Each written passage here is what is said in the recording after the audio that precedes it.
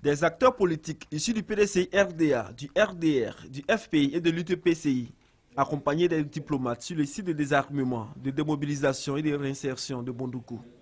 Ils sont venus s'imprégner du déroulement et surtout de l'effectivité de cette opération.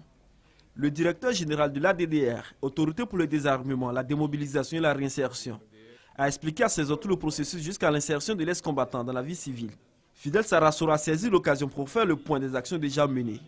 Selon lui, le processus a permis la collecte au plan national de 7395 armes, dont 5022 fonctionnels marqués et mis à la disposition des forces de l'ordre.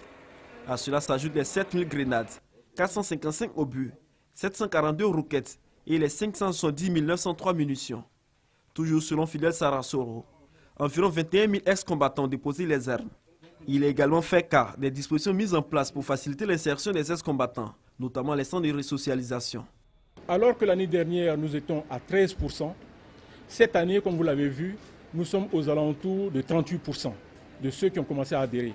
Et nous savons que la dynamique que nous avons en ce moment est en train de monter en puissance.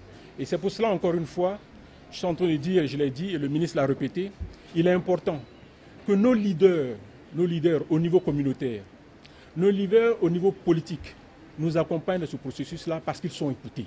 Des initiatives saluées par les acteurs de la scène politique nationale. C'est l'occasion pour que cette initiative-là soit appuyée et pour que ça ait des résultats. Nous, en tant que parti politique, on ne peut qu'adhérer à cela parce que la paix, et sans la paix, il ne peut pas avoir de développement. Il faut venir voir pour constater que ça travaille beaucoup. Lorsque on entend parler du DDR dans la presse en général, on se limite au dépôt des armes.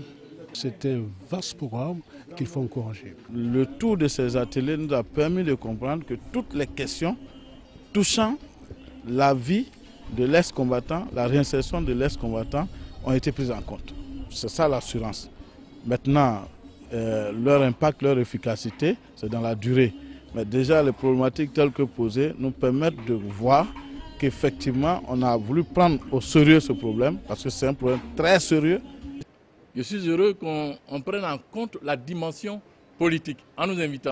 Je voudrais encourager donc le gouvernement actuel. À ce jour, ce sont plus de 30 000 ex-combattants qui bénéficient d'une insertion dans les corps paramilitaires et dans la vie civile à travers des activités génératrices de revenus. Toutes choses qui renforcent davantage la lutte contre l'insécurité et la réduction du taux de pauvreté.